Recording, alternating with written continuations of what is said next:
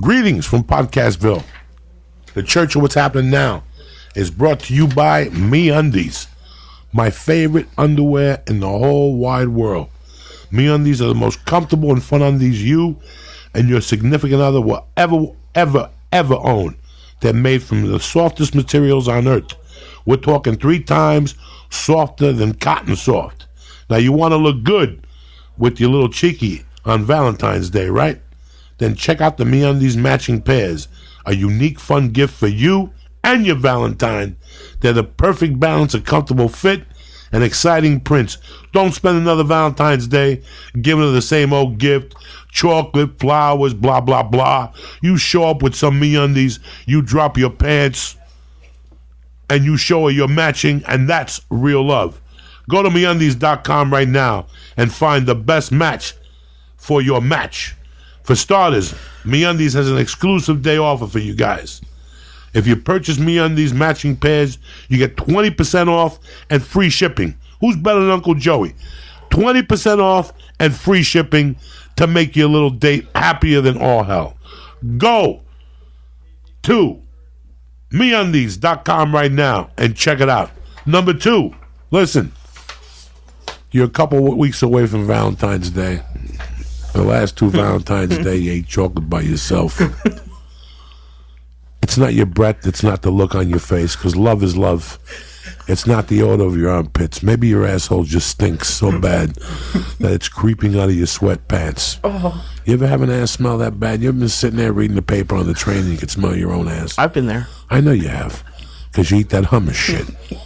This is why you need a portable bidet. And Hello Tushy's there to serve that fucking asshole of all its cleansing purposes. You asked me, Joey, what is a portable bidet? Like I just said, you hook it up to your bathroom. You don't need a plumber. It takes 10 minutes unless you're a fucking half a momo.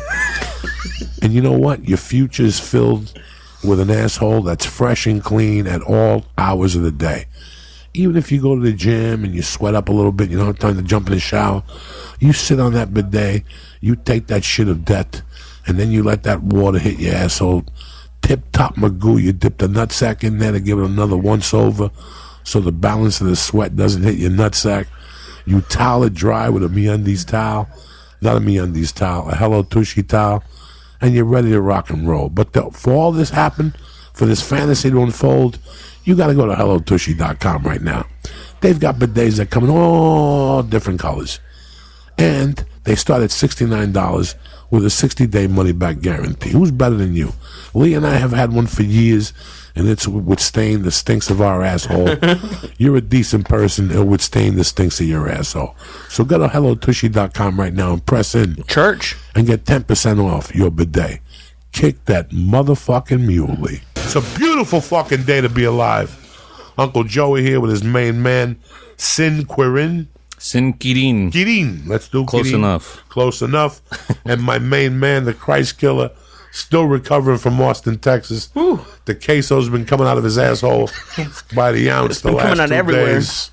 But that's what he gets. I told him, don't go to Chewy's without You did not say that. You did not say that. Don't go to Chewy's without Alka-Seltzer, all right? You did tell me I should get some yogurt on the way back, and I didn't do that. Because the microbiote's your stomach, your intestines are ready. Why do you think I can eat a fucking bicycle? I can eat a bicycle, nothing happens. How do you know that already? Because I've eaten a half a bicycle one time. No, because you got to take care of your stomach. A little kombucha, a little yogurt from time to time. I had no idea. Stuff. Sure. Fuck. Without the fruit, don't be a half a fag. What's going on, my man? Sin, talk to me, baby boy. Rocking and rolling, man. You fucking know. ministry. Yeah, man. The Kings. Yeah. 1992, destroyed Lollapalooza, the whole fucking Absolutely. thing. Yeah. And they've been together since like the 80s or something. Early 80s, like 81, 82. And you're a kid listening to this stuff going. Yeah.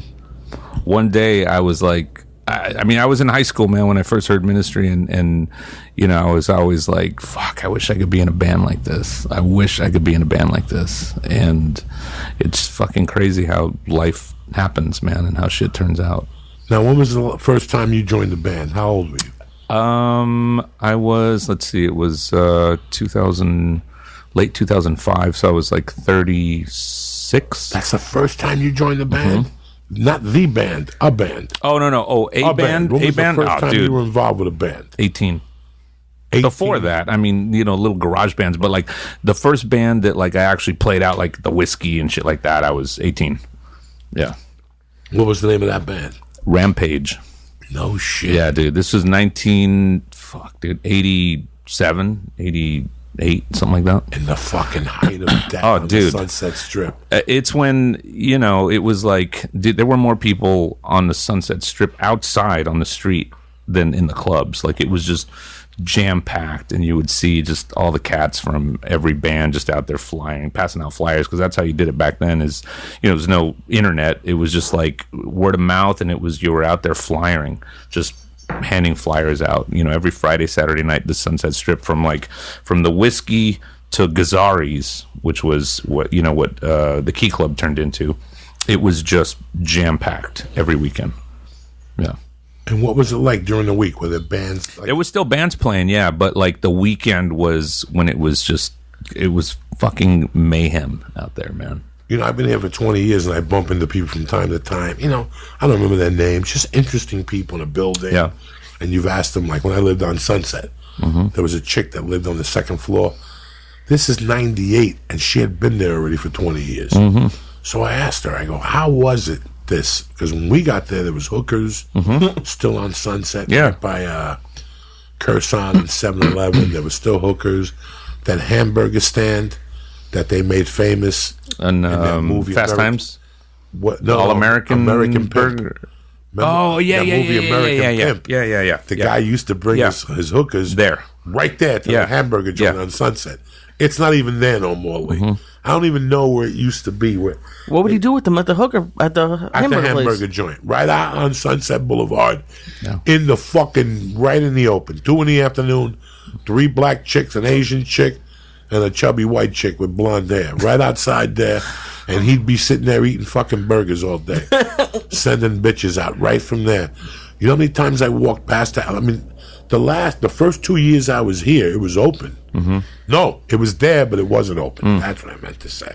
The building was still there, but it wasn't. Yeah. But she was just telling me, like, we lived on, not Schrader, Gardner, between Oak and Padre, across from the Guitar Center. Yeah. And she was outside pointing at places one day.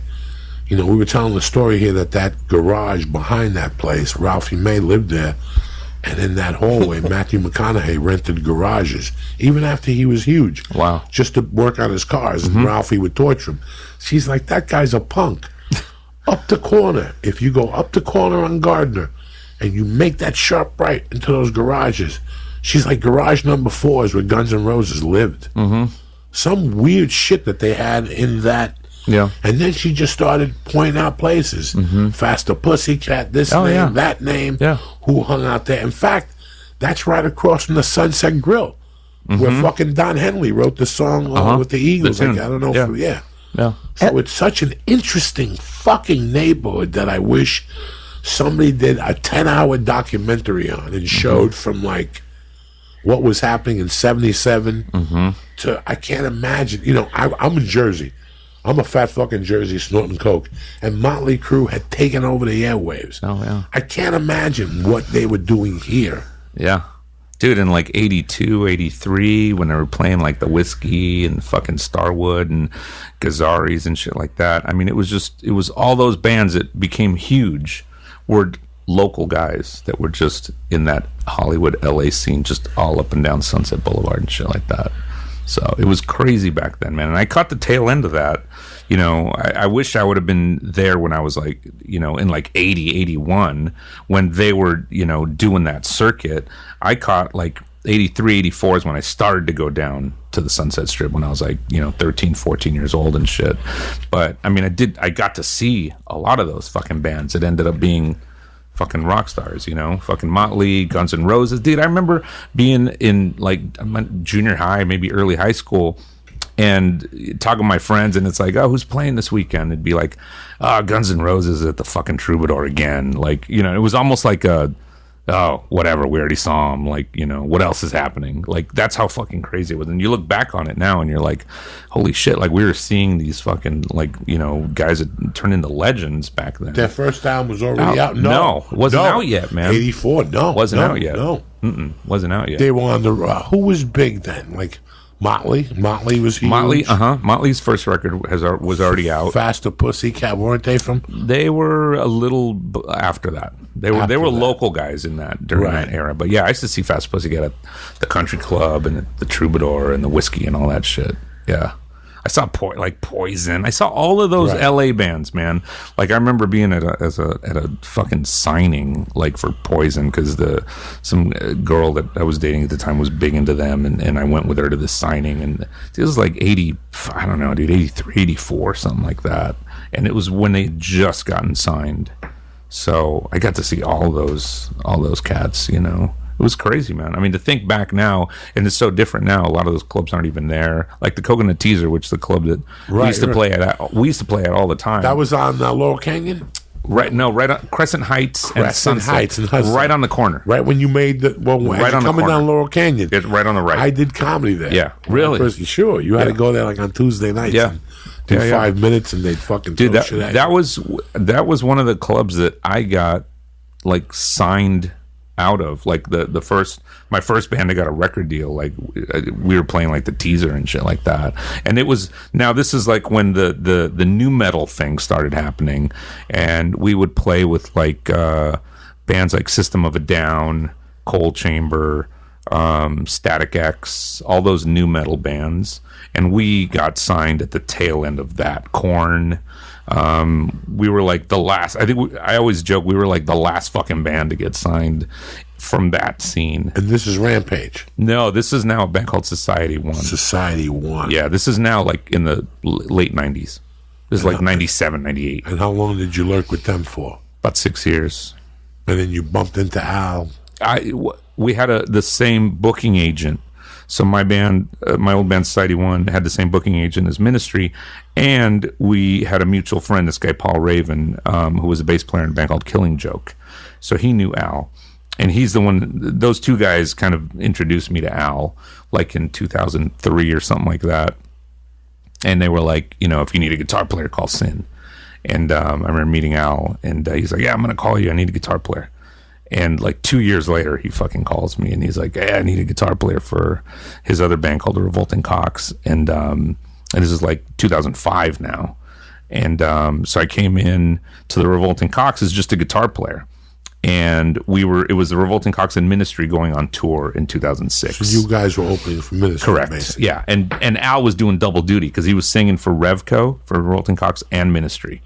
And during that tour is when Al and I became like close, and we started talking about music and all kinds of shit. And he was like, man, he goes, I want you to help me, you know, write the next Ministry record. And so Ministry went to Europe after that US run. When they got back, he flew me to El Paso, Texas, which is where he was living at the time. And I went out there with my little fucking Tascam 4-track recorder with some riffs. And he was like, you know, let me hear what you got. And so I played him, you know, one of my riffs, and he's like, all right, you know, it sounds killer. He's like, let me know when it's done. And he splits.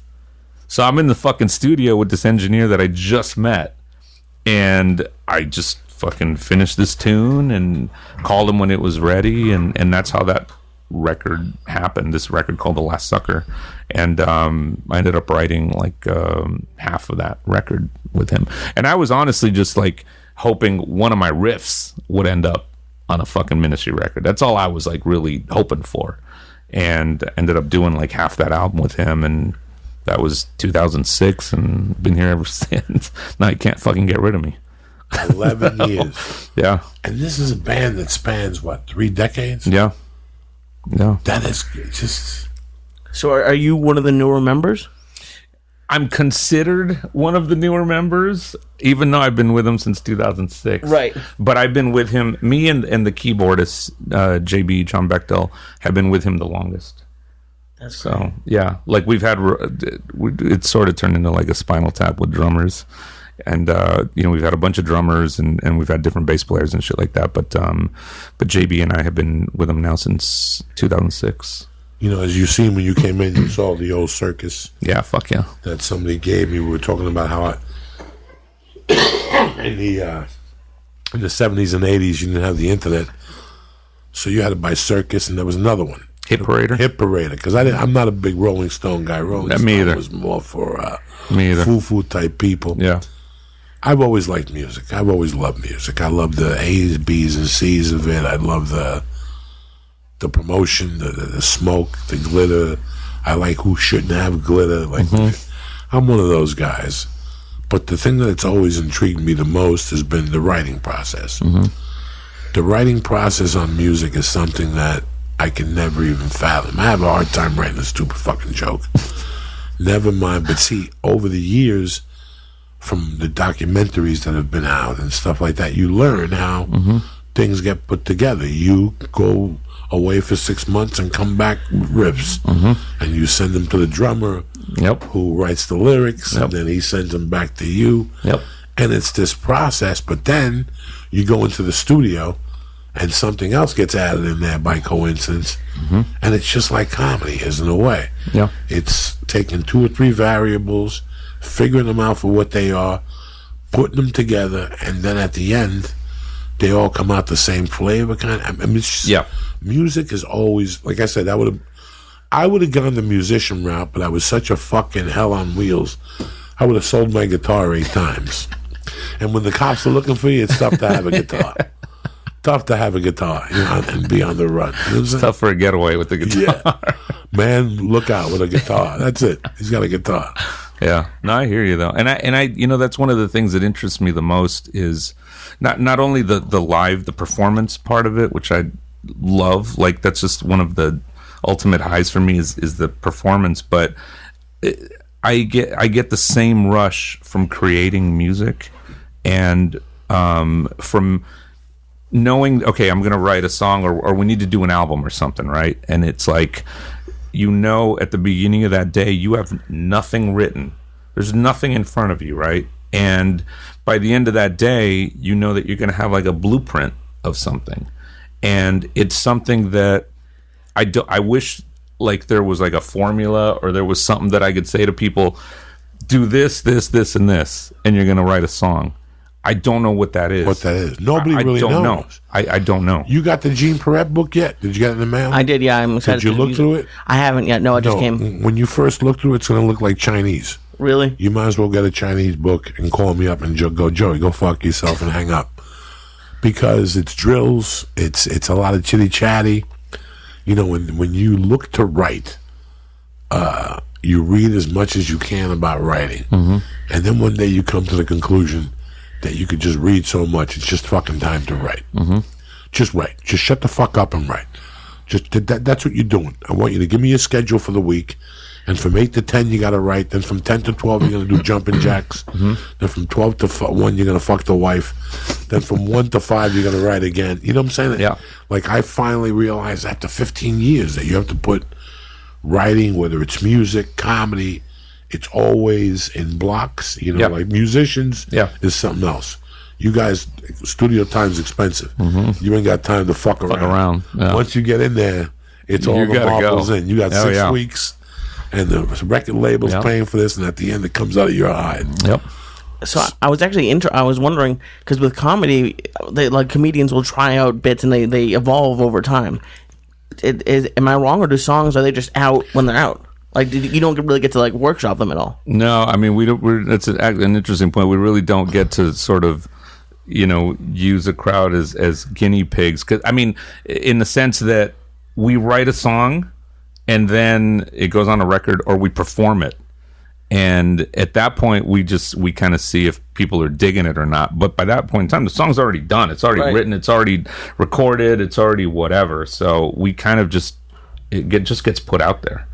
And, so yeah, we don't really get to, sometimes, depending on how much shit they're throwing at us, we can tell if they dig it or not, so. You read about these, these people who, like Black Sabbath recorded Volume 4 in 8 hours in the studio, one day. Yeah. Shit like that. You sit there going, Jesus fucking Christ. That's so crazy. And I know they had it written before they went in there, But it's interesting what Lee said, because But I do know one thing. I'm not a musician. And I do know when I write 10 jokes, all right, I know there's 2 of them in there that are going to get me somewhere, okay? The one that I'm banking on to get me somewhere, that one duds 3 times. But the one that was okay really gets a good laugh, and I got something to go with. Yeah. I always knew it. I just didn't really focus on it. I focused on that one because I think in the studio, after you've laid your 8 tracks down, you know what I'm saying, and you play it, you know if there's magic or you know if there's no magic. That's what it's always appeared to me. There's too many musicians who are fucking perfectionists. They're such perfectionists that they couldn't even keep their band together. They annoyed everybody. Sting, you know, the guy from Pink Floyd. There's so many guys that are perfectionists. What are you going to do? The record label will tell you whatever you want to hear. They just want to get their investment back. Exactly. They just want to recoup their investment, so they'll tell you whatever the fuck you want to hear. It's that 19-year-old assistant that sees you and sperm comes out of his mouth and says, that latest cut you sent is fucking brilliant. But on top of all that, you guys know in the studio, there's something that has to... It's very true. Very true. I see it in all the documentaries. In the 50 years I've been listening to music, that's something I've always thought about. So you do it, or you, like during Ozzy's tour, the first one, they were playing Flying High again. They played like 2 songs from the album that was already written and recorded, basically. They were doing that. Sometimes that happens. Of course. When you're on tour and you might put out 2 songs just to see, which people always get pissed off, by the way. Of course, By the 3rd song, you're rocking and rolling, and all of a sudden this guy wants to do a tearjerker. Go fuck yourself, all right? Because you thought about your mom and the toilet. I don't give a fuck. Keep going, and then at the end, on your time, go inside and serenade those little fucking bimbos that want to hear that shit. Let me open the door a second. Well, the question I have then is, because I think you're probably right, and I think it would be different for a comedian like Joey versus someone who just started. But like for your early bands, did you know what was magic, or did you ever have an album that you were like, "This is gonna kill," and then it didn't go as well? Yeah, no, it's very true in the sense that you can usually tell what has that magic and what you think is gonna do well and go over well. You're not always 100% right with that. Sometimes we think, shit, this is the one. Like, this fucking tune is going to go over great. And it's the one that you're kind of like, it's just kind of a throwaway. It's there. It's cool. But so that it does surprise you sometimes. But for the most part, when we're in there, we're always kind of just looking at each other going, yeah, this fucker has it. This is the one. Yeah. Something. Yeah. It's just something that it's really hard to describe it, but it's this this electricity you feel with it, this magic you feel with when you've recorded it and you're listening back to it, that it's gonna fucking do something. Like, that's why I've always hated radio. Part of me has hated radio. Radio is for people who have one-hit wonders. Radio should be for people who sang one song, and that was it. Yeah. Because why would you play Living After Midnight till I'm fucking 90, and you never play You Don't Have to Be Old to Be Wise? Right, which I think exactly. is the best song. Which there's so many other tracks that are fucking amazing. It drives me fucking crazy, radio, because of that reason. And it's like, I like the whole secret of buying. For years, Sin, I wanted a picture show about Saturday mornings, what we did as children. Guys like you and me did as children. We had a fucking stupid paper route, or you carried rocks for your father, whatever you fucking did for $3 or $4 a week. And we decided on an album, and we'd walk from Atwater Village to somewhere, and we went and bought an album and couldn't wait to come back and listen to it. And we listened to it front and back 3 times before we went out and laid our opinion. And it was just great because and everything that you bought and expected to listen to, you found a gem. Yeah. You found something that you fell in love with even more for the song that you originally bought it for. Exactly. When I bought Sabotage, for example, you like Sabotage? Of course. I bought it for Hole in the Sky. Yeah. And I liked the album cover, how it looked. Thrill of It All, The first song on the other side has turned out to be my all-time favorite Sabbath song of all time. Yeah. Tight to Sabbath, Bloody Sabbath, but it's so weird. I like that. Yeah, absolutely. I've always liked listening to an album, and whatever album I bought the song for, there's something else on the second side that's going to fuck your world up. We didn't tell you about it. We wanted you to buy the album. Let the radio keep pumping this Heartache Tonight bullshit. Exactly. And on the other side of the last run, you got the Greeks don't want no freaks. Exactly. It's true, though, man. I mean, with every record that I own, that's the case. You hear something, okay, well, here's the single, or here's what they're promoting and pushing, but there's always one or two tracks, like the deep cuts, that you're just like, fuck, man, this is cool as shit. And that stuff will never get played on the radio. You'll never hear it, like, you know what I mean, being promoted and shit like that. So I miss that kind of shit from back in the day, like getting the record. And it's exactly how it was for me, dude. It was like fucking going to Music Plus in Glendale on my bike, dude. Nobody would fucking do it, Sin. I know. Sin could get a different musician every Saturday. Yeah. 12 episodes. Go Dude. to the favorite record store in their hometown. Yeah. I'll fly to Mississippi. Yeah. Go buy a vinyl and let's put it on and describe the whole process. First off, your mother wasn't home. Your mother was at your aunt's house playing cards. So if it was a double album or the album opened up, you could roll a joint in there and clean the seeds out. You know what I'm saying? I mean, it was such a fucking process. Did you guys have like a ritual every week? It was a ritual. Yeah. It was a ritual. It was a ritual pretty much. If you had a day job and you made whatever for $4.50 an hour, every Saturday you bought an album. And you stopped at Burger King, got the chicken sandwich, and you stopped at the Kung Fu store and looked at the stars. It was just part of it. And let me tell you something else. I don't give a fuck how many times Sin, I could pick up Sin, and Sin would say to me, listen, I'm going to go up there and buy Neil Young and Crazy Horse live today. Why? Because I heard it and I like it. Okay. On the way home, guess what Sin will have?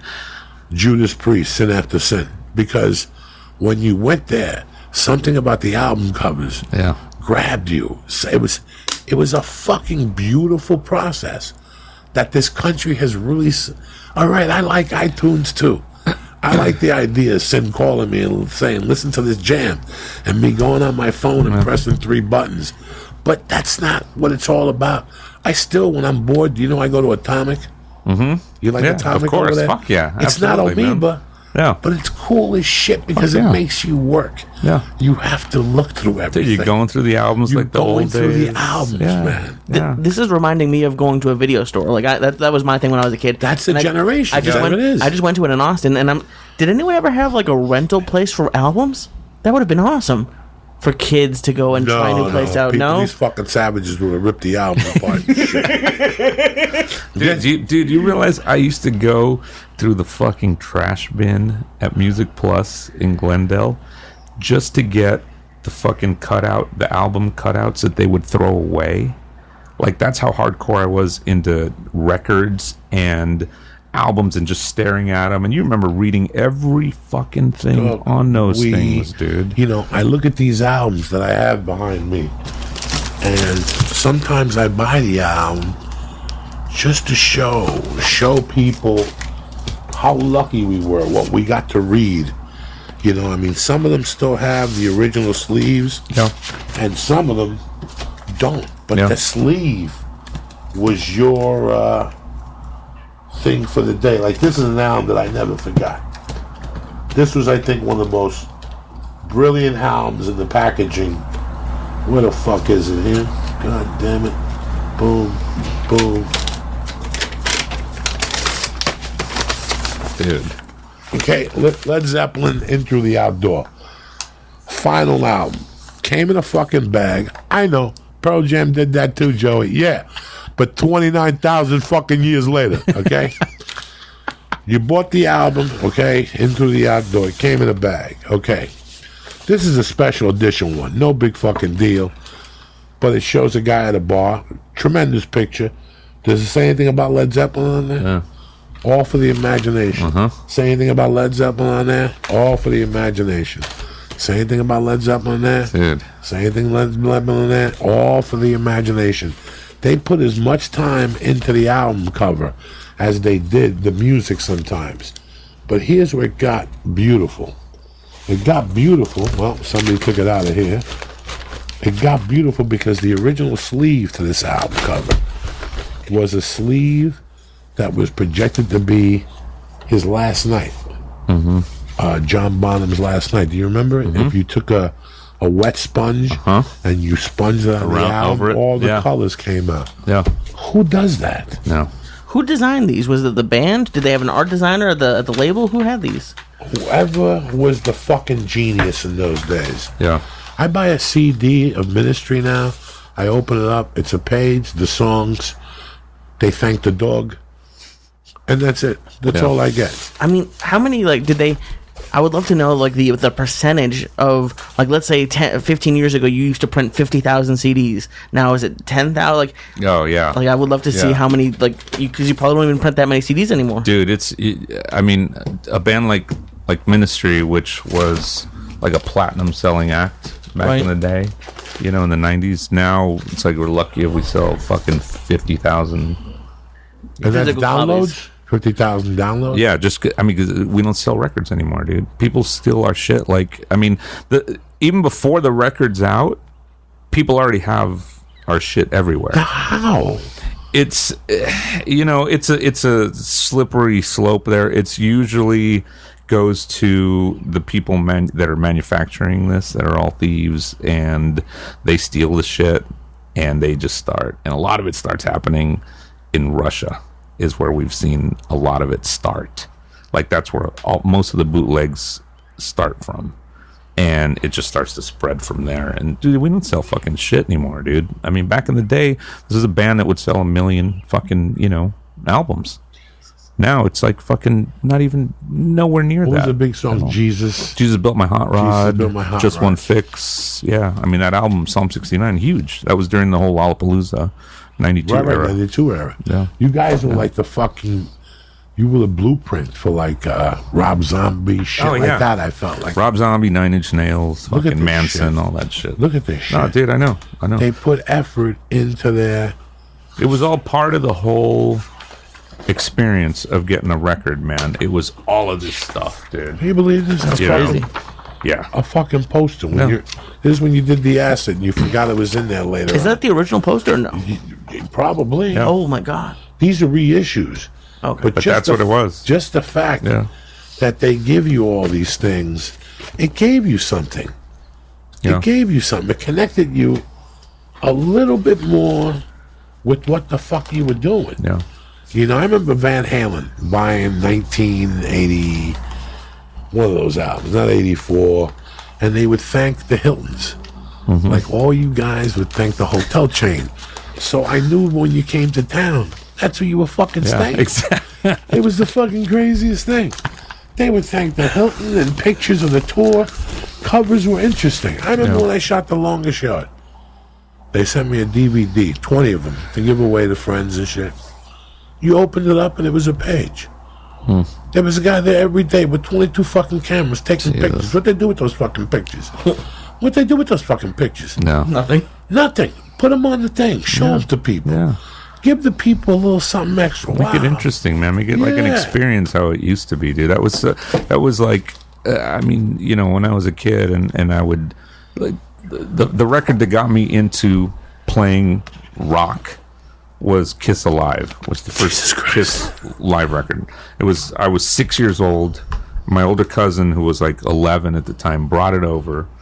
And, you know, I was into music because my parents always had it playing in the house, but I'd never heard anything like that. So this is 75, dude.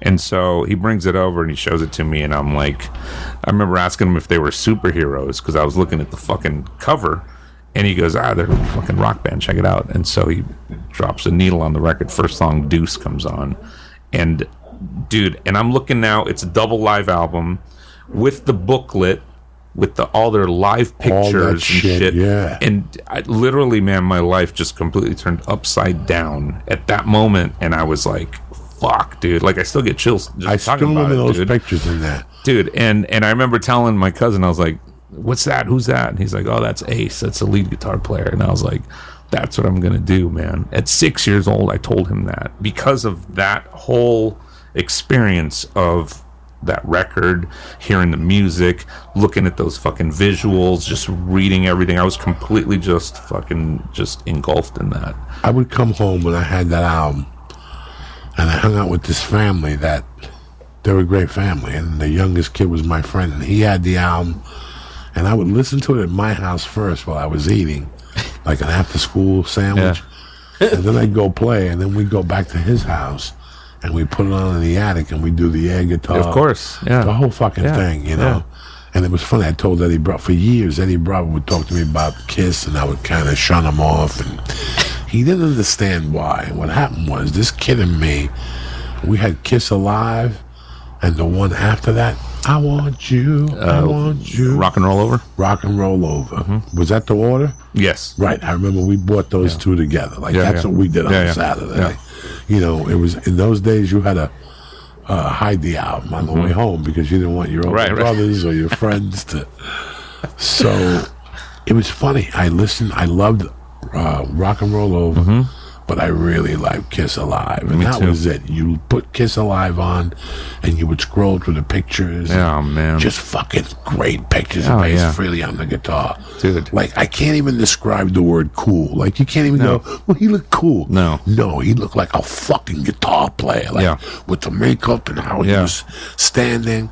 And it didn't make me fall in love with the guitar. I mean, I fell in love with Kiss. But you know what happened, bro? That kid died in a car accident. I took Kiss Alive, and I took Rock and Roll Over, and I put it in this casket during the wake. And I promised I'd never be into Kiss again. It took me 30 fucking years to listen to Kiss again. Yeah. And I hope that he forgives me in heaven. Yeah. But that's the deal. That was me and Kiss. I loved Kiss early on. Yeah. But they took my whole Kiss fucking air from me. And everybody buried him with a Kiss album. Like, I don't know how many...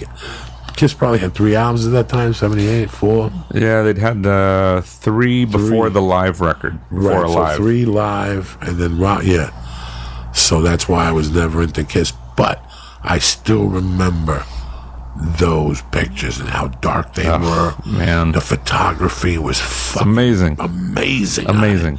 You just wanted to jump on your skin and go, that guy is so fucking badass. Yeah. Dude, I mean, you're seeing fucking pictures of Simmons with blood. Oh, my God. In the fire. He looked like Lee. He looked like Lee with the bung before. Lee was doing a Simmons impersonation here a little while ago. I am Jewish. You all right, Lee? Take a paper towel and spit in it again real quick for me. Just to give me peace of mind, not to goof on you. No, I think I'm okay. Just filter it. No, dog. I was okay, too. Because that's how it started. It started with a paraquat. I'm good. Okay, you sure? I think I'm going to have to go to the doctor just to check it out anyways, but I think I'm okay. No, I know you'll be at the... If I know anything about you... Tomorrow. You'll be at the doctor at 8:01 a.m. If I know anything about him, you never seen a Jew Honda contract like I got. You know what I'm saying? A chick touches his shoulder, he goes for an STD test. You know... But she was a hooker. It could have gone through my skin. Lee, it doesn't matter. You can never be too safe, Joe. You can never be too safe. Next thing you know, walk around with a fungi toenail and shit. And that's why the horse meat thing is crazy, because I'm crazy about... I'm not saying I eat the best food, but I'm crazy about, like, raw chicken. I don't do any, like, that, like, eggs. Dog, I don't do no off-the-radar restaurants. Now, knock it off. You know what an off-the-radar restaurant is. Anything that... your girlfriend wants to go eat. That's an off-the-radar restaurant. Anyway. Fuck.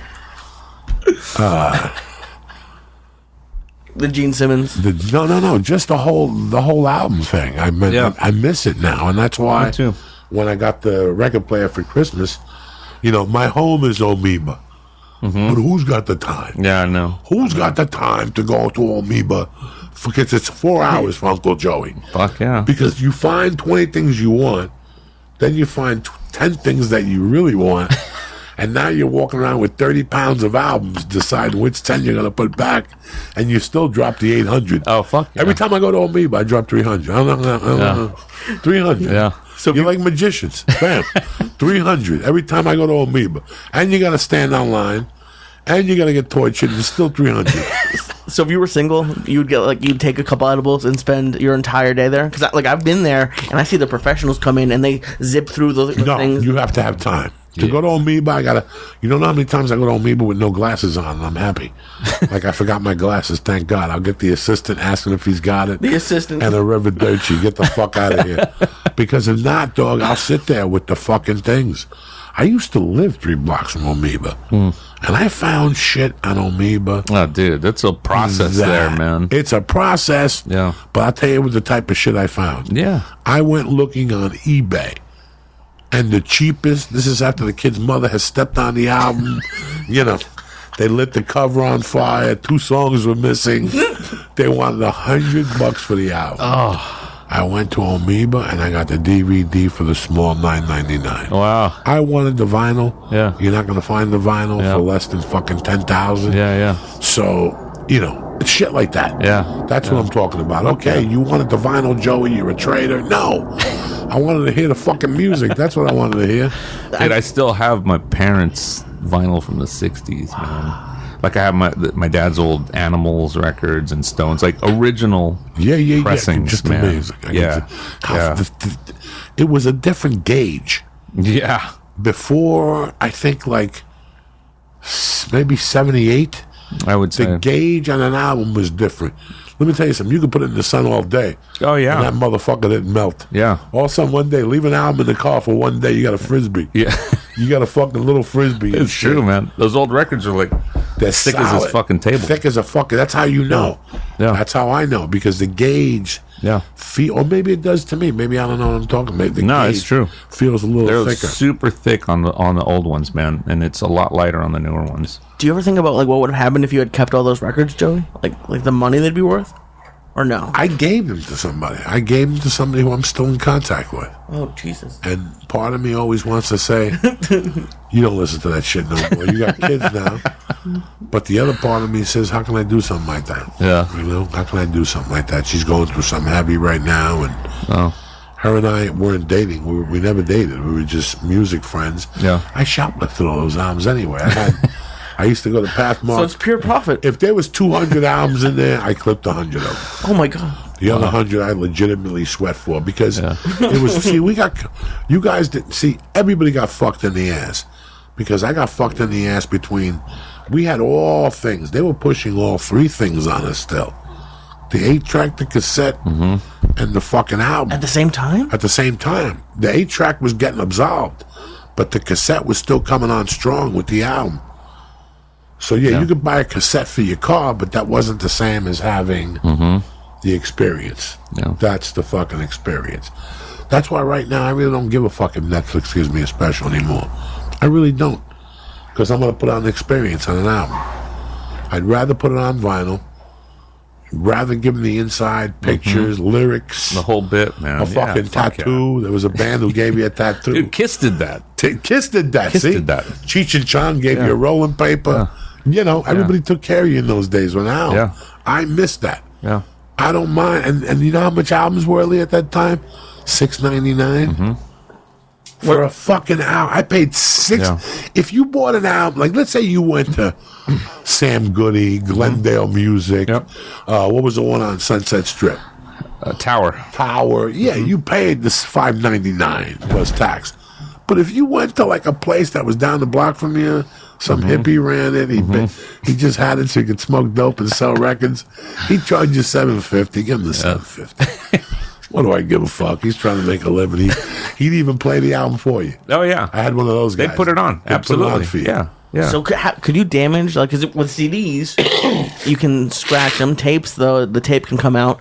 How do you ruin, other than heat, can you ruin an album? It melts. So that's the only way it can get, you're not going to scratch it or... Let's say if you put it somewhere it bends, Jeez. like what I'm doing right there, that's not good. Okay. Because your album will bend. Oh, people will come over here who are professionals and go, what the fuck? Excuse me. The albums will bend. I got them in a milk crate, which keeps them straight. Yeah. But no, there's people who are dickety, wickety, biggity about their album. I don't blame them. That's how it be. Wickety, dickety, fickety, covers. See, if I knew what I knew now, I would have saved everything. I would have had millions. I had albums that Sabbath, Bloody Sabbath original releases. I had all that shit original release with the lyrics, the fucking, the devil innuendos, the whole fucking thing. Yeah. Hold on 1 second. Let me do some shout outs. I got more fucking questions for you. Don't go nowhere, right? Don't go nowhere. Mr. Willis, I love you. Randall Nadamagan, Josh Haas 3, Cy Thomas, Matt Manchester, Nicholas Taylor, Kevaya Goon, and Kevin Glenn Cafe. I love you, cocksuckers, all right? Don't forget, this Thursday, Friday, Saturday, There's Charlotte. the Charlotte Comedy Zone. Yeah, I think about it for a minute. You know what I'm saying? It's been a couple of rough days that I'm getting flashbacks of Vietnam. I was never there. Anyway, the Comedy Zone, Charlotte, North Carolina. I'm ready to rock. Rogan's in town at a different club. Fucking the UFC's there Saturday night. It's going to be a rock'em, sock'em motherfucking weekend at the UFC this weekend. All right, Charlotte. So I'll see you guys at the show Thursday night. Tip Top Magoo, 8 o'clock. You're out of there by 10:30. You're stoned to the gills. You go get a burger, and you go home. You're ready for work on Friday. And the third week of February, I'm at the Comedy Works in Denver. Denver is coming out to watch comedy, so I'm letting you know now, bitches. This is going to go quick. So do what you need to do. But don't forget, I don't give a fuck about nothing right now. All I give a fuck about Thursday night at the Charlotte Comedy Zone, all right? Be there or be fucking square. You know, this podcast is about second chances and just people who have fucking did something, that watched the journey, you know? You get these people who hit you up on Twitter and Facebook, and they want to do this and they want to do that and they want to do this, and I understand what you want to do, but you going on Twitter and Facebook ain't the answer. You got to go do it, you know? You're a guy that grew up here in town, went down to that Sunset Strip, you know, got into this band. From there, got into another band. From there, you fucked the drummer's girlfriend, so you had to go to another band.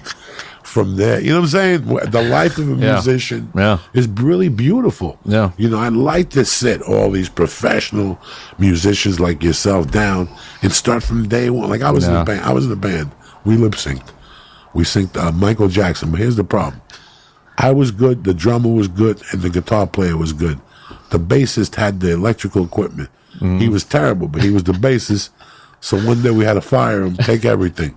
So now we were a good trio, but we had no sound. No gear. You know what I'm saying? That's a problem. I've been there, man. So I love that journey. And this is a journey that's from a kid who listened to ministry. Yeah. From somebody who listened to ministry. Did you ever pay to watch him? I did. Yeah. Yeah. I mean, this is from absolutely. somebody, you know, today I shot a scene with that lady, Michelle Leo. I've been watching Michelle Leo since Homicide. You know who it is, Lee? No, I think, is it Melissa? Melissa Leo. You know who it is? Yeah, yeah. You know, you see these people for 20 years. Yeah. And one day there you are standing next to you in a room talking about this and this and that. Yeah. Something that has nothing to do with what you're doing. And you're like, if fucking what the fuck? nobody would believe me. Yeah. Nobody would believe me. This lady's as nice as she is. And she just said, fuck you to one of the fucking people. It's still, you know, it still trips me out, and it still happens to me too. I'll be in the studio sometimes with Al, and we'll be sitting like this, and he'll just look at me and he'll be like, well, you know, what do you think we should do here? And I'm like, and it fucking like hits me, and I'm like, dude, you're really asking me, like, you know, my opinion? Like, it's still, because I'm still like a fan, and it still takes me back to like when I first saw the band. And to me, it's like, it still doesn't seem real at times. We'll be on stage in fucking Europe, man. Poland. I remember this one particular time, there was 500,000 people in the crowd, right? And I'm up on stage with Al, and when we're playing like Just One Fix, one of the Ministry classics. Yeah, right? yeah, yeah. And I'm up there, and I remember just looking over my left shoulder, and he's up at the mic, and he just kind of looked over at me and just kind of winked. And for like a few seconds, it's like I wasn't there, and I was watching like myself. It was like kind of this weird out of body shit that went down. And I was like, what the fuck?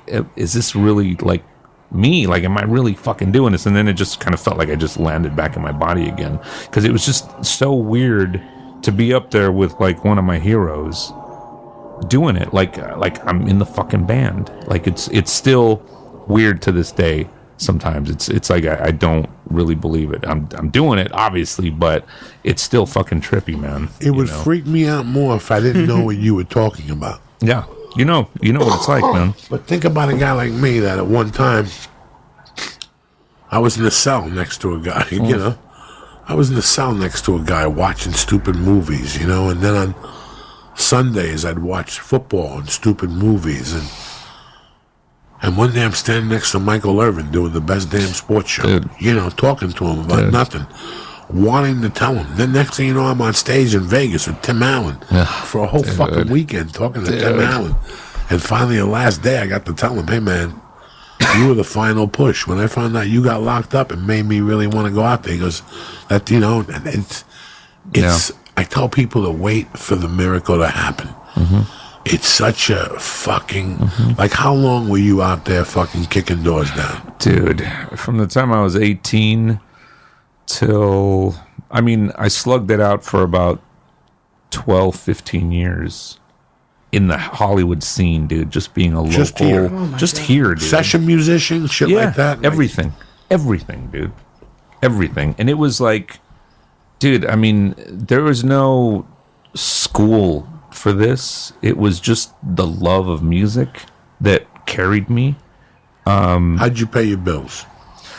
Dude, I did everything from fucking repoing cars to fucking working in mail rooms to fucking telemarketing to fucking whatever the fuck I had to do to just pay my bills and continue to do music.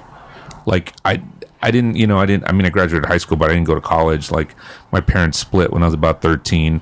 The idea was I was going to study music and I was going to go to like Cal Arts and fucking get a degree in music and shit like that. That didn't happen. My parents split. I had to work. I had to help my mom because I'm an only child, so it was just me and my mom.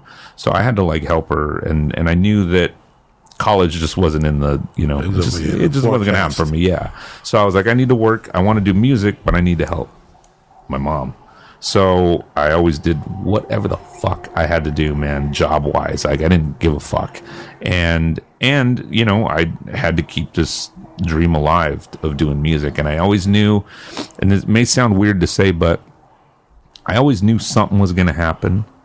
I didn't know when, but I always felt it. And I don't know if it's just like, you know, just how much fucking love and passion I had for music that it sort of enabled me to steamroll everything. Yeah, dude. Not listen, because you know everybody's telling you, oh, you're not gonna do shit, dude. You're gonna just fucking, you know, you should just give up, dude. I heard that my entire life was, you know, you should just stop. You're never gonna be you're never gonna make it in a band. You're never gonna do this. You're never gonna do that. All the doors fucking slamming in your face, dude. But it was fucking blinders to me, dude. And I didn't listen to any of that shit. And I just kept fucking going. And it, you know, I mean, fuck, meeting people and doing things and fucking perseverance, dude, was key. And you know, I mean, I've been lucky and blessed to have the fucking career that you know that I've had. I feel like the luckiest guy in the fucking world to do this. I always wanted to do, like, I don't know what the percentage is for comedians, but I always wanted to do a percentage rate for bands. Yeah, dude. It's horrific. You got a better chance of hitting the fucking lottery 10 times. Yeah. Than getting a band with 4 people to go all the way to the top. What's the top? For me, is making great fucking music and sustaining. Yeah. You know, that's a great band for me, is sustaining. And sometimes, guess what? One of the 3 gets a little crazy. He snorted too much glue on the tour, and the band breaks up. But there's always 2 of the 3 guys still go on, and all of a sudden, bam, there they are in something different. I love it. I love the whole aspect of fucking music, from beginning to end. The thing I couldn't imagine with is the band. I have a hard time being me. You know what I'm saying? I have a hard time someday going, God damn it, I gotta get on a fucking plane. I can't imagine doing that with 6 people. Yeah. It's very true, man. I mean, being in a relationship, okay, is, you know what that's like. Now imagine adding another 5 guys to that. Just the band and everybody trying to have the end result be the same and everybody having the same goal. Dude, everybody's going like this, man, in different fucking directions. So it's a tough thing to keep that together. That's why, you know, this guy leaves, that guy leaves, but it's a tough thing, man. And then to live, because you're basically living with these people on top of all of that. On top of the music thing, you're living together when you're on tour. You're traveling, you're with them all the fucking time, dude. So it's not an easy thing. It's not like when you're a kid, you think about, I want to be in a band. It'll be great. Oh, yeah, you don't see that. That's all you think about, man. No, you don't see that. That's all you think about. You know what I mean? But once you get in it and you start to see the reality of all the shit, it's tough, man. I don't want to be on a tour bus by myself. Never mind with 4 people shitting, dude, exactly. farting, feet. Exactly. Noises in the middle of the night. I can't even, you know, I did prison. I did the halfway house scene. I went to summer camp. I always knew I wasn't cut out for fucking sharing bedroom with men. You know what I'm saying? Are you saying that the tour bus is worse than prison? Ask my boy here. After 3 weeks, it can be. Think of getting off a fucking. Listen to me. First off, you get off stage. You just did a great show, and now you get in the fucking bus.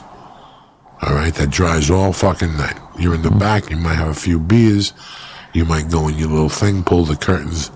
If you think I could fall asleep with some guy driving a fucking bus, you're fucking crazy. Who knows? Maybe you'd love it. Maybe like lull you to sleep. Listen to me. I'm gonna help you out better. You know? All right. No. Listen to me. No. I don't trust nobody. And that was when there was no texting. I can't imagine texting now. I'm trying to go to sleep at night with a half a bag, and this guy almost hit a fucking mule in the middle of the night, and I go flying off the cliff like The Fugitive.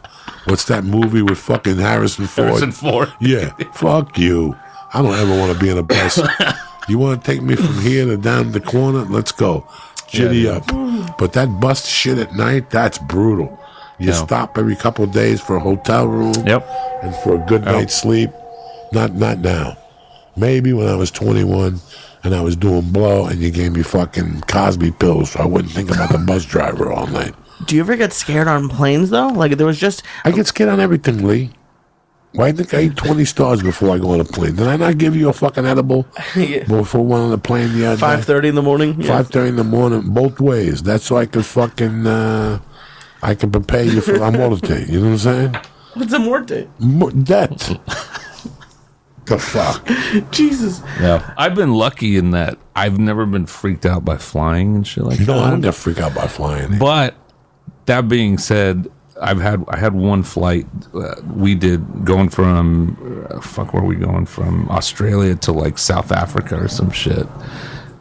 Dude, for the first time in my life I was like, this is it. This is it. I was asleep and I was in the last fucking row of this plane.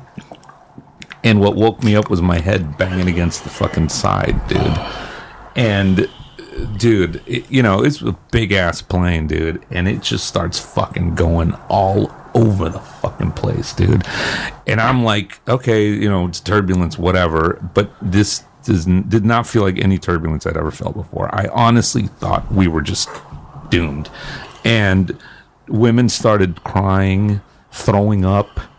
Dude, people like right next to me throwing up on the seats in front of them. Oh, no. Like, it was fucking brutal, dude. And it lasted, it felt like a couple minutes, which a couple minutes of that heavy turbulence feels like fucking forever, dude. And we finally leveled out. People were going to the bathroom, like women like couldn't walk. They were so freaked out and scared and shit like that. And I was like, when we finally landed in Johannesburg, I was fucking like kissing the ground, dude. I was like, fuck, I don't ever want to get on another plane again. And the next day We had to get on another flight from fucking Johannesburg to like fucking Sao Paulo, Brazil, or some shit, dude. Another fucking like 10-hour flight and shit like that, dude. It's fucking brutal. That's like the fucking craziest. I can't no more. Yeah, those are fucking. I brutal, want a passport, but I can't be on no plane unless you're playing 6 hours or under. You'll probably have to go to like New York and then to London or something. London, I don't have the patience anymore for the flying, dude. You have to be prepared. The fucking iPad with your own movies. The whole bit, dude. The book, some drugs. Well, I've only done it in coach twice, and it was not that fun, to be honest. Because What's the longest flight you've been on? To Israel, it was like 13 hours, I think, something like that. 12, maybe not 13, maybe it's like 12. 8 hours, people start stinking, dog. Oh, dude. And they serve hummus. But like, I would imagine did you guys get to fly first class? Like, that has to be kind of cool for 12 hours. It's cool, but it's still not 12 hours. Not that cool. Not cool enough for that. Yeah, dude. There's planes now that have rooms. Yeah. There's planes that are just phenomenal. That JetBlue from fucking Mint from New York to Boston or New York to fucking JFK, that's a beautiful situation if that's what you do. Mm-hmm. If you're telling me that you're just getting off a fucking show and you're up all night, you get on Mint Blue at 6, they don't wake you up till 11:30. That's 5 hours of sleep where I come from. Mm-hmm. That's not a bad little fucking siesta there. Yep. Which is the secret. I can't sleep on a plane. Me either. That's the secret. I can't either. If you could sleep on a plane, that's no fucking drama. Yeah. 3 whiskeys and a Xanax, not be new. Is that considered sleeping or just like passing out? Pass the fuck out. Does it really matter? Whatever. Who gives a fuck? The little guy next to you touches your dick while you're sleeping. You could fucking charge him with international fucking dick touching and up in the air. Who knows? I don't know. Jeez. The touring aspect of your life and Rudy's and anybody else who's walked into the studio has been those year tours. It's long ass ones with a 2-week break or in something. between. That's crazy.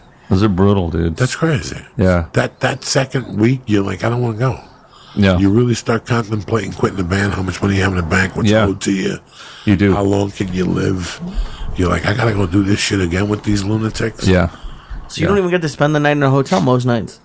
No. It depends. If they're on a bus tour, exactly, or they're on a fucking plane tour. Yeah, Okay. and sometimes it's a combination of both. Like say we're doing a U.S. run for like 6 weeks or something, right? There will be times where we might have to fucking do a gig, go to the hotel for a couple of hours. Our hotel lobby call is like 2 or 3 a.m.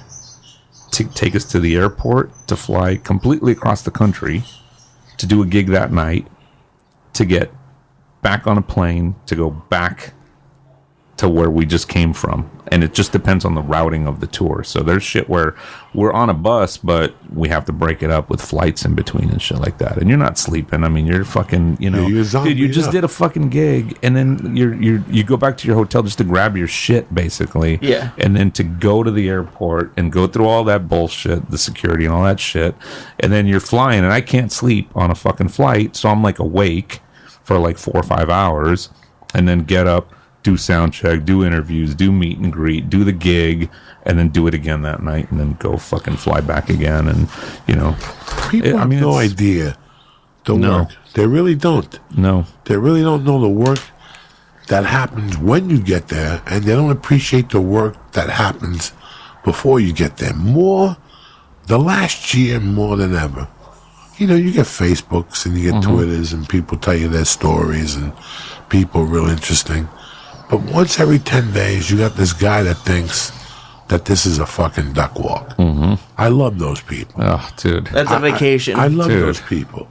That they don't understand that there's a commitment in this. That they think that somebody picks up a phone and makes a call. And that's it. They think that I never ran into this as much as the last 6 months to a year. That this is just they're giving away a lottery. Mm-hmm. The work that if you could look into a crystal ball and see the work and the sleeping on couches and the living with no money that you're going to go through in the next 10 years on an average for you to do this, most people wouldn't do this.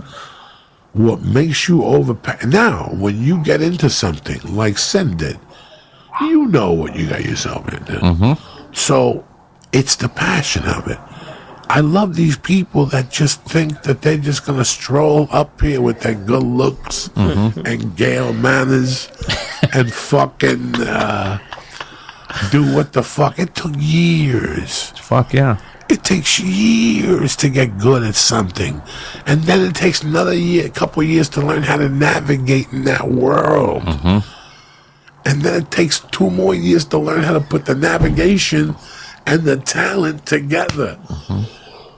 It's such a fucking journey. You know, when you came in and you said that, I never even thought about it from that perspective. Yeah, very true. You were a fan of theirs, and now you're in this fucking band. Yeah. Looking at Al Jorgensen going, how the fuck did I get here? Like, I was just a regular kid in Atwater Village chasing lizards. and selling them to the released restaurants. I'm in a very similar position. I drove cross country and I found podcasts. Wow. And I've always been a huge fan of stand-up comedy, and not so much in the podcast anymore because we've done tons of podcasts. Yeah. But when I get to go to Joey's shows, it's crazy. Like, just even like being like backstage or like the fact that anyone knows who I am. Yeah. Blows my, like, it still freaks me out kind of. Yeah. It's very flattering, but I'm always like, whenever Joey has a show, he takes pictures at the end. I stand close, but I'm never expect like, oh, I'm just gonna jump into this picture. Right. It's never anything that I would have, because you planned it. It sounds like, and not exactly with this band, but you planned your career. I would have never guessed this is where my life would have gone. Yeah, wow. It's interesting hearing you talk. It's cool. I'm very jealous that you had such a conviction and you knew. I did, I mean, that's the one thing I got to say. I don't know if I was just completely stupid or what, but I did have that conviction in that, knowing that this was it for me. And I think a lot of it had to do with my dad. It's in my blood. My dad was a singer in Mexico in the 60s, and he had a band, and I still have his 45, which they released, which was like a #1 hit single in like the mid 60s and shit like that. But he was a singer, and I think that's where I got it from. He never pushed me into it, and it was never anything that he was like, hey, I want you to do that. If anything, it was almost like the opposite. Like, he almost didn't want me to do it. But I think I was born with it. Like, I think it was just something that I had in me because, I would hear music from as early as I can remember, up until I heard that Kiss Alive record, and that solidified that I was going to go in this hard rock kind of, genre. But I think that it was something I was born with, and it's something that even if it all ended today, right now, I'd still be doing it. Like, I would still be on some corner or something, fucking playing the guitar in some fucking bar, whatever, just still doing it. Like, it's not anything that you can just shut off, at least for me. Whether I'm up here or down here, it's still here, so it's always going to be there for me. And that's what's I think pushed me so far, in my eyes. Like, I've made it. Kind of how you said earlier, what's making it? Well, for me, it's creating, writing music, fucking touring, being, sharing what I do with other people and shit like that.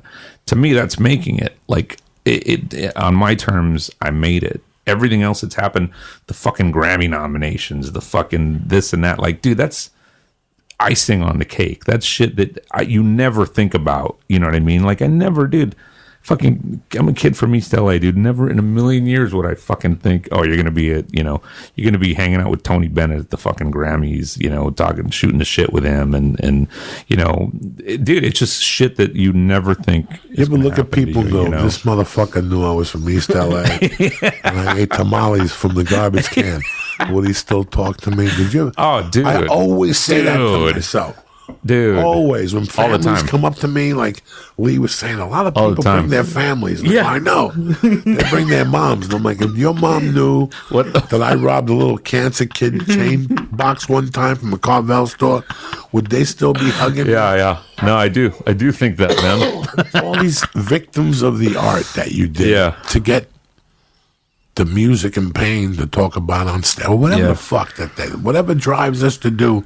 Listen, when I got into this, I didn't get into this to be on TV. Sin, not at all. Yeah. I didn't get into this to be in the movies. Sin, I was running out of options. And I liked the lifestyle, Yeah.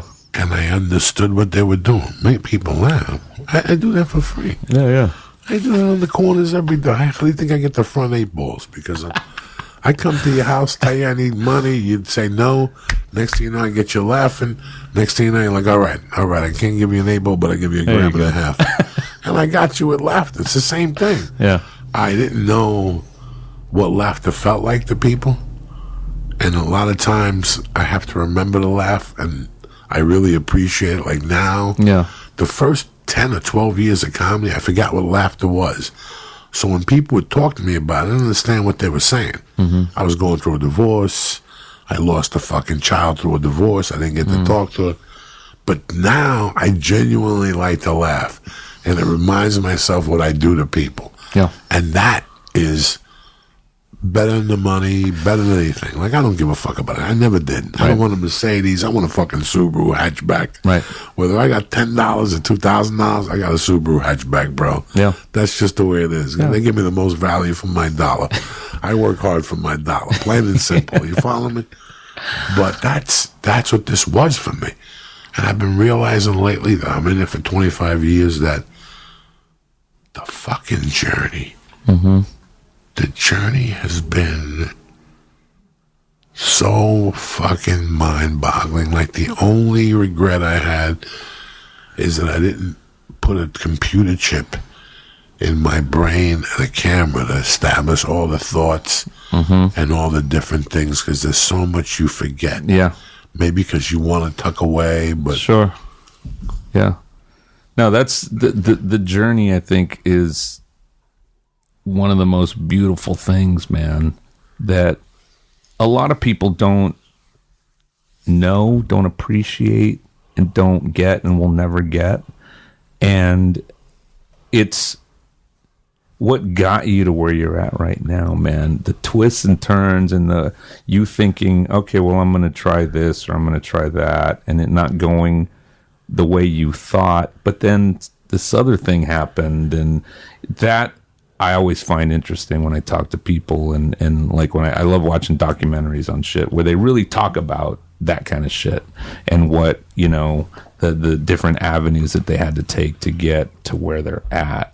I always find interesting. You know what I mean? It's that journey. Me It's too. I that love journey. all that shit. Yeah. Because, you know, it's like the more you fail at little things just for trying them, the higher your success rate gets in a way. I don't know how to explain that. It sounds dumb, but that's how it's always felt like to me. Like, I look back at all the things I did. Like, I'm trying to outline a chapter from 95 to like 2040 a day, just fucking around. And it was a no festival. I was at the no festival. Everything was fucking no. Everything was no. Who would tolerate that? Yeah. And then I got Mad TV. I got like a movie. I got basketball in 98. And it was like every time I was about to really shit on myself, I would get a sign. Not a big sign, a little sign. You know, like 2 days on a movie. Really? And you got a line? Come on. Wow. Come on. They want me as an extra. Stop pulling my leg. Nah. Here's the line, you know. And it's like these little things that keep you alive for 6 months. Even though you're eating tuna, even though your friend lent you $40, you just know it. You just know something, you know? Yeah. That's the fucking best feeling in the world from all this. Absolutely. I wouldn't have had nowhere to go. Like, if I fucked up here in L.A., that's it. Was it? That would have been it. Where else can you go do comedy? Where are you going to go? Yeah. New York and bang it out there, and until when? You're going to eventually have to be here for something. Yeah. And they're going to go, that's the guy that robbed the Comedy Store. Dude, I got to say, the first time I saw you was at Flappers in Burbank. Okay, yeah. I go with Felipe. years ago. Yeah. Years ago. That was my introduction to you. And I was there. It might have even, I don't know if it was a New Year's. Yes, it was New Year's. It was something like that. It was New Year's. And I was fucking sitting there, man, front row. And you fucking came on. I didn't know who you were. And, dude, I was fucking completely floored. I was just like, who the fuck is this guy is fucking amazing. I was nuts. And dude, my wife was pregnant. She was just about to have the kid. And I had been home for 10 days straight. I was about to stab somebody that night. I could tell. And Felipe called me and said, come down and do 10 minutes, dog. I said, I'm staying all night. Yeah. Dude, and I mean, I just got to say, you fucking killed. You blew me away, dude. Blew me away. And I mean, from that point on, I've just been a fucking fan, dude. Like, huge fan, dude. So, I mean, my hat off to you, dude. Thank you. Amazing, dude. Yeah, I go Amazing, off at Flappers because it's a conservative club. So I go up there extra heavy-footed the first 30 seconds to really throw them off the boat. They have no idea. They're talking about Disneyland the next day. And I go in. I love it. You know, it's the psychological of it. Yeah. It's like if I took Ministry and put them in a place where the Beach Boys played. Right. Like Hendrix opening for the Monkees. Yeah, that type of shit. You know what I'm saying? Like, it's like that. Like, you got to go out there and let them know this is what this room's about. Exactly. Yeah, now, do you do any solo projects? Yeah, I mean, I do a lot of session work to this day, and I also do, like, from time to time, I'll do, like, my own side things. Like, right now, I got this old school power metal project called Three-Headed Snake that I'm recording an EP for right now. 4 and that songs. is Old school. 3 songs. 3 songs. Old school fucking, like, dude, like, you know, old school Priest kind of sounding shit. You know what I mean? And it's just for fun. Like, it's just, I happen to have some time, and I'd written these songs a few years ago, and I have this amazing singer, and so we're tracking that right now, actually, and we should have that done probably in February by next month. So I always do shit to keep me busy, and, you know, I'm always doing, like I said, sessions, and other artists and bands always hit me up. Now, like, sessions. You know, when you do sessions, you go down to Capitol Records and shit like that? Anywhere, man. Yeah, anywhere there's a studio that wants me, and they pay you? Oh, yeah. No input, just play the fucking guitar and go? Both. Really? Both. Okay, yeah, I'll do both. I'll do, like, some bands, they're like, hey, man, can you write something for this? You know, and they'll give me, like, a basic idea they have. And I'll write the guitar parts. If they want a solo, I'll do that, blah, blah, blah. Other times, it's just, here are the parts, but we want you to play these parts. And stuff's already written, and then I just, you know, basically add my shit to it, but it's already written. So it's both. I get both. Yeah. Interesting dude, bro. Yeah, man. No, that was an education before on the couch. We should have fucking taped that. But it was the same thing. I get high with Lee and we forget shit. But dude, you should have heard him. You should have heard Joey earlier when I was talking to him, when he realized that I've been clean and sober my whole life. Oh, you know what? I was just gonna say, because you look great. I as a musician, I thought you dropped the phone when we were talking earlier. No. As a musician, you're around everything, you know. Yeah. And I could see somebody going, "I've never done this, but I do drink and smoke pot from time to time." You said you're completely never had a drink. Nothing. I've never had a sip of beer. Never smoked anything. Never done anything. Why? No beef, no nothing here. No, I'm very I totally, yeah. And I'm respect, and I'm the same way, man. Honestly, The God honest truth is I've never been curious about that stuff. I never got curious about that stuff. That's like, if I had to say one thing, that's the thing. The second thing, which is going to sound very uncool and very un-rock and roll, is I remember early on my mom having a conversation with me and her telling me, you know, because she could see that this is where I was headed. And I remember her saying, you know, you're always going to have my support. I'm always going to back you, whatever you want to do. You want to do this, just don't get involved in like drugs and alcohol and stuff like that. That was it. It wasn't like a big, heavy, you know, set you aside and we're going to have this time. It was nothing like that. That's the only other thing I could sort of think that I always carried with me. And other than that, I mean, there really is no other big reason. I've been around it. Oh my God, dude! Shit, you know, man. I go on the road. My pockets are full of shit that people give me, and yeah, I've never been curious about it, man. Just never anything I was ever like. Not a sip of beer, man. I have no idea. Nothing. Beer's overrated. Yeah. I mean, a lot of people are gonna get mad. It's like it's an what is it called? A taste you have to grow to like. It's an acquired taste. Acquired taste. Thank you. But and you know, also knowing. I have a very addictive personality, so I kind of I know that if I did something and I liked it, I would like the shit out of it, and I would probably be one of those guys. Who the fuck knows they have an addictive personality at 14? What are you addicted to? Let me get a tissue, lady, if you don't mind. My friend. Oh, just let's just say I know. Did you know at 14? Yeah, I did, man. A joint, you like it. I did. You know, I just knew that whatever I liked, there was no middle ground for me. It was just like, you know, I either hated it or I fucking loved the shit out of it. And right. I just had a feeling. I was like, all right, well, I'm not really curious about this stuff, but if I did do it and I did like it, I would probably be the guy that just went completely off the deep end with it. And I did sense that early on. Yeah. You know, I liked soda when I was a kid. I loved this shit out of soda. If Yeah. you offered me a water in your house, ooh, would I get offended? What, no soda? Right. I'll take juice third and Kool-Aid last, but you better not offer me water. You know what I'm saying? That's the order. I ain't got no soda, but I got nice juice. Let's do some juice. Right. We ain't got no juice, but we got Kool-Aid, the cherry one. What? But, I don't know. You know, I never thought about it like that at that age. Yeah. I was very shy with marijuana use for my first year. Yeah. I did not want it to get out.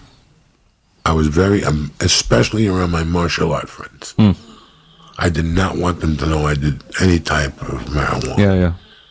For me to break loose from that, I had to stop hanging out with them and shun them out completely. And look where it got me. If I would have stayed with my little faggy karate friends, I would have been a Marine right now, retired and done something with my life. But no, I chose to hang out with the dirty kids, listen to Leonard Skinner and lighting fires in the woods and shit like that. So, dude, I still remember the first time I saw a bong. I was jamming at a buddy's house when I was like 12 or 13 up in the Burbank Hills. And, we're sitting around in this guy's garage, and they were all like 3 or 4 years older than I was.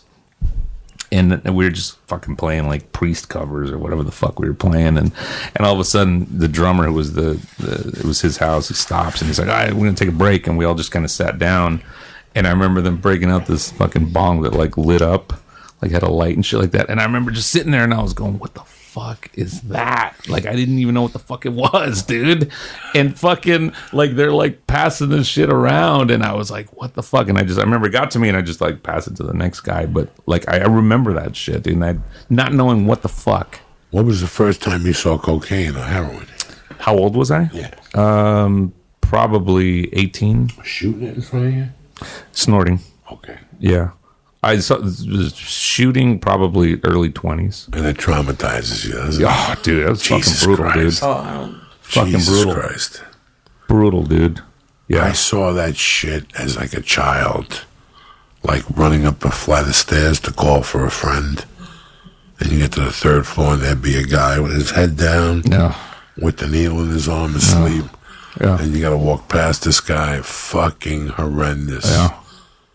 Then there was like an epidemic in New York, and I used to go to my aunt's house.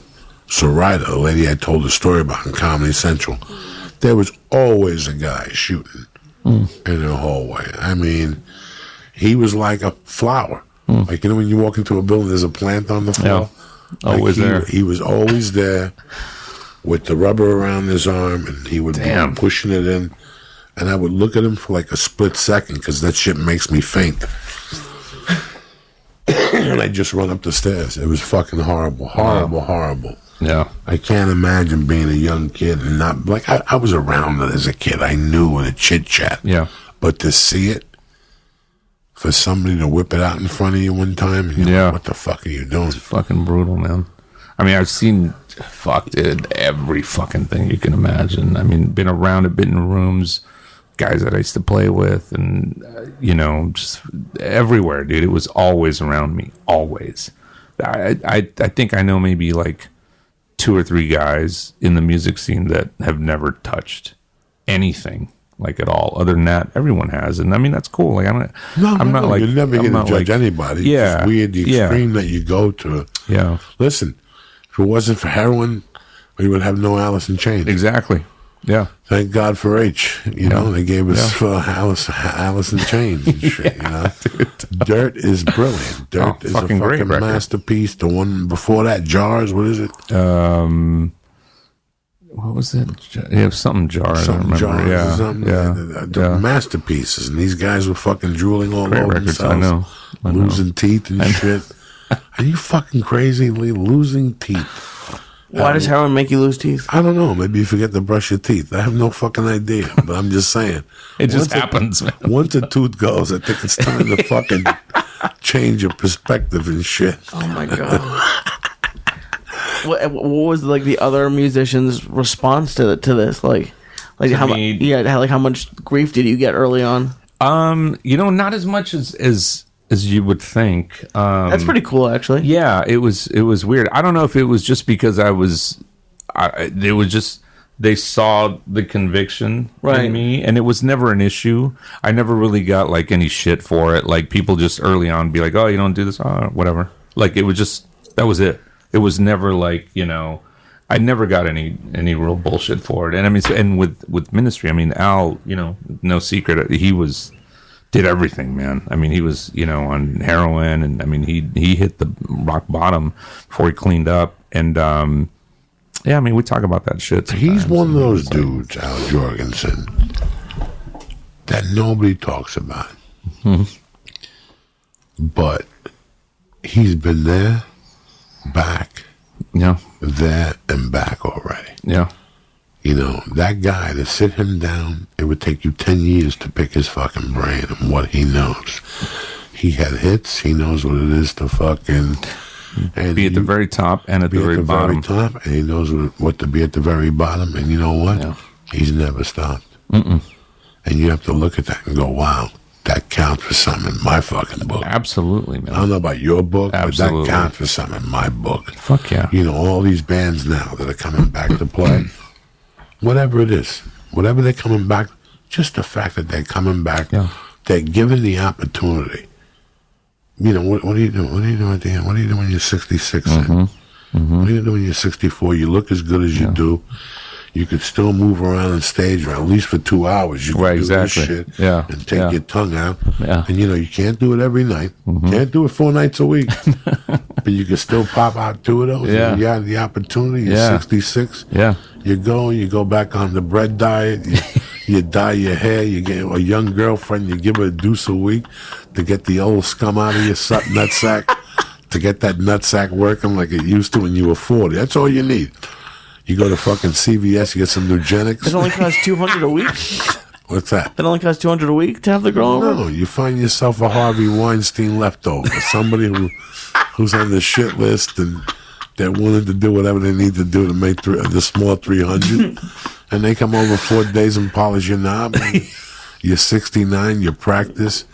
They'll tell you what to hide. You know, Sin, you're 70. Hide your ass cheeks. Get some MeUndies. Just show them your dick. You know what I'm saying? Hide your nutsack. You don't want to put your nuts in their mouth. You might die. Yeah, by the time you're 70, you put your nuts in a woman's mouth. They'll just die. They'll just die. They just die. That's like eating one of those fruits in fucking Jamaica. You just fucking die. What's your website, buddy?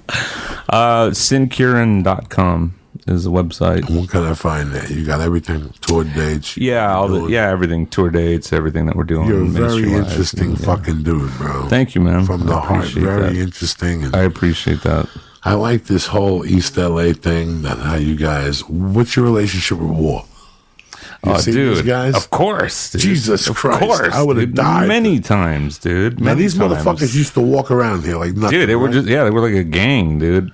They were just dudes walking around in the scene, dude. I you know, the last time I saw them, Eric Burden came up and did Spill the Wine with them, and I was like, holy fuck, dude, 'cause that's like one of my all-time favorite songs. That is the Spill the Wine, fucking jam in dude. the world. And Let's see if we got that, Eric. man. Yeah, dude. What's the name of it? Let's close Spill with the that. Wine. Spill the That is a fucking jam That's the jam, dude. and a half. Yeah. Listen, brother, you have an open door here. Thank you, man. Anytime Thank you want to come in, I know you're right down Thank the you. corner. Yeah, man. Drop in, talk shit for an hour. Sounds good. You're the man of steel. It's been a real pleasure. I'm pissed that I don't know you earlier. How back do you go? How far back do you go with Rudy? Well, Rudy, I met for the first time just a couple of years ago, but I mean, you know, known of him for, you know, since fucking back in the day, man. I've been following that cat since early 80s. So, but we met for the first time. We did the Randy Rhoads Remembered Jam up at the Canyon Club, and I did Suicide Solution with fucking Rudy, dude, on bass, and I was, you know, that's a highlight for me, dude. You know, to do that shit, playing Randy stuff with Rudy up on stage, it was fucking crazy. And we had Stephen Perkins, I think, from Jane's Addiction, played drums on that, so it's a fucking blast, man. Yeah. And we'll get into the fucking Nancy Road School down the corner here. That's amazing. Oh, dude, yeah, absolutely, yeah. That's just.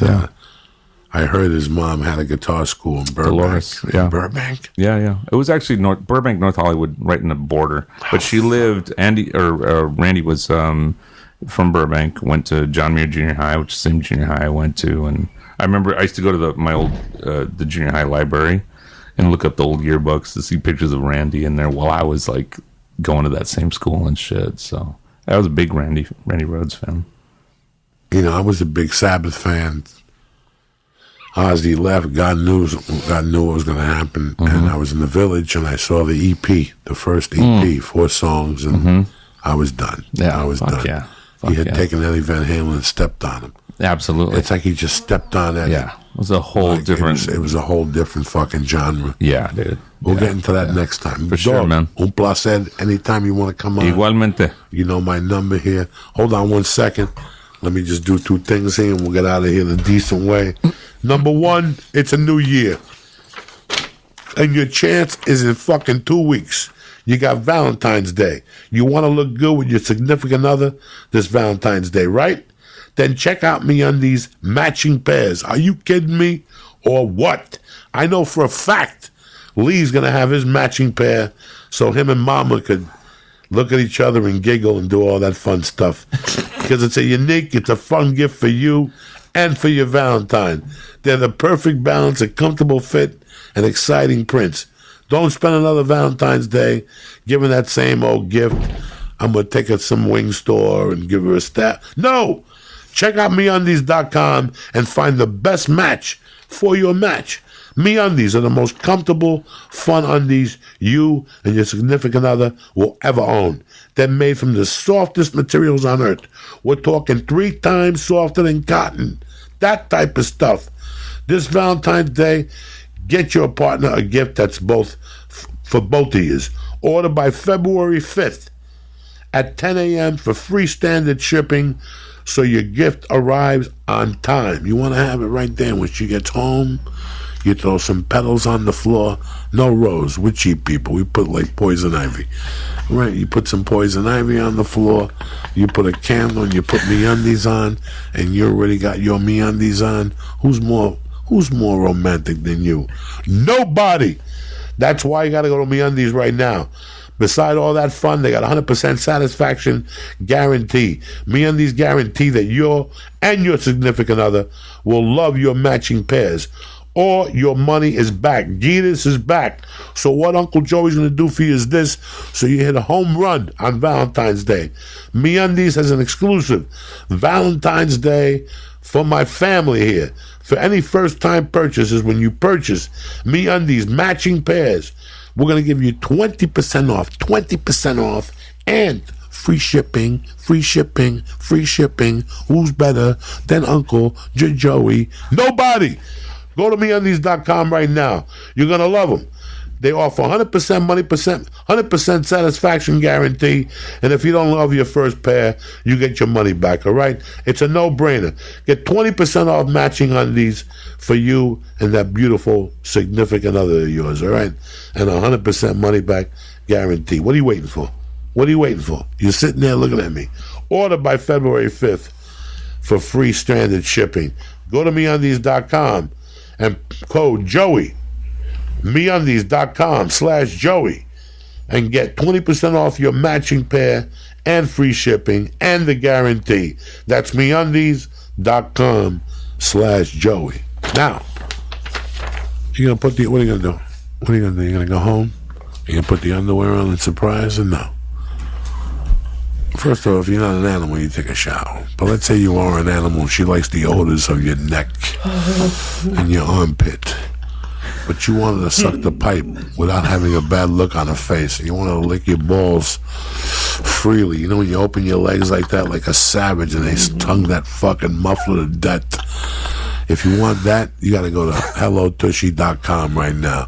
It's a portable bidet. Cleans your asshole fucking tremendously. You understand me? It takes 10 minutes to install. You don't need a fucking plumber. Even an idiot like me could do it. If I could do it, you could fucking do it. You get it, you install it, and after that, your bathroom becomes your motherfucking kingdom. You don't know what it's like to get your balls licked with a little hot water sprinkling in your asshole. Do you know that? Have you ever fantasized about that? No, you haven't. See, that's the type of shit Uncle Joey brings to the table on a fucking Wednesday, all right? Slinging dick and giving out bubble gum. Plus, you got a 90-day guarantee, and it comes in an array of colors. Go to HelloTushy.com right now. Why should your asshole stink like a billy goat when you have Hello Tushy? No more fucking using toilet paper and killing fucking trees in the Amazon. Keep your asshole clean with fucking pride. You follow me? Hello Tushy even has little towels that you take and you wipe your asshole clean with them. Tip-top Magoo. When she's licking that little muffler on Valentine's Day, you don't know what the fuck. You're going to say, thank God for Uncle Joey and HelloTushy.com right now. Let's cut this shit. Listen, I would love to walk around with a dirty asshole all day. I hate wiping my ass. I love just wiping the sides and putting underwear on. But let me tell you something. You never know when a victim wants to lick your asshole to death. And that's why you got to have HelloTushy.com as a portable bidet. Go to HelloTushy.com right now and press in. Church. Bam! And get 10% off. Fucking end the story. You'll leave the house with fucking confidence. You understand me? Women use Summer's Eve vaginal scrub. Fuck that shit. You got fucking Hello Tushy sprinkling your asshole to death. Anyway, I want to thank Hello Tushy. I want to thank MeUndies. I want to thank Quirin from the beautiful band Ministry. He dropped some knowledge on us. And I want to thank all you motherfuckers. And get ready. Charlotte, sharpen your helmet. Uncle Joey's coming to town. I don't want to hear no fucking bullshit when I get there. Stars, everything. Sugar the pills. We're doing everything. So show up early, get your tickets, and stop fucking around. We're throwing some fucking heat this weekend. You understand me? Stay black. Let's get that spill the wine. Hit that girl one more time for fucking sin. I love you fucks. Have a great weekend. I love you motherfuckers.